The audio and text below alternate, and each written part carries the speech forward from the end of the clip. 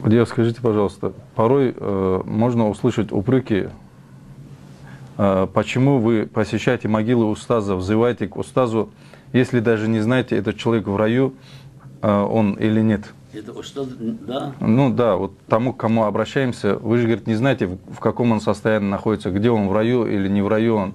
Почему вы у него просите, почему к нему взываете?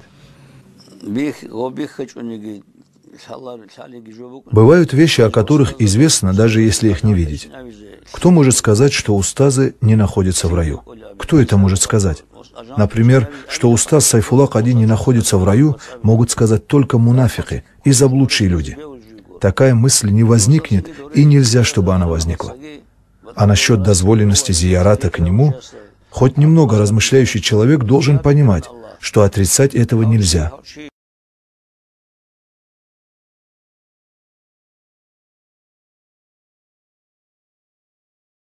Очень много. Кто такие аулия? Это очень большие люди для Аллаха. Также рассказывается, что принимаются дуа, которые просятся посредством них. Почему же нельзя так просить? Существуют определенные условия, чтобы принимались наши молитвы. Полноценных условий у нас нет. Мы люди слабые. Из-за отсутствия условий, если наши мольбы не принимаются, есть возможность принять дуа, прося посредством них. Очень даже можно просить: «Я Рабби Аллах, ради уважения к Сайфулла Кади исполни мою нужду». Так и говорят. У жителей Мекки и Медины до ислама был обычай бросать жребий перед идолами. Что-то похожее на нашу истихару.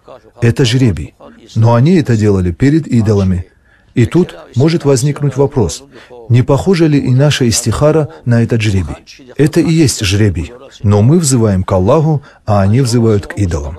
Они же поклонялись идолам. Вот такая между ними разница. Почему нельзя просить Аллаха ради него? Или можно сказать: «Я Сайфулла Кади, ты попроси Аллаха».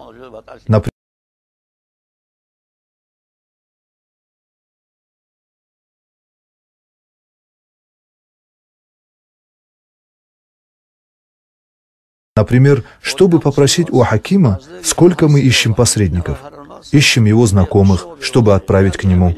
И сколько целей таким образом достигаем. Не каждый желающий может пойти к Хакиму и достичь своей цели. К нему отправляют его знакомых. Это одно и то же. Если бы Аллах сам не научил, люди бы не смогли это сделать. Это то же самое. Если вы сами идете туда, вы тоже поступаете так.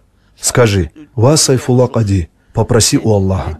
Его нужно просить, чтобы он просил. И также нужно просить Аллаха: «Я Рабби Аллах, ради этого человека прими». Вот таким образом просить.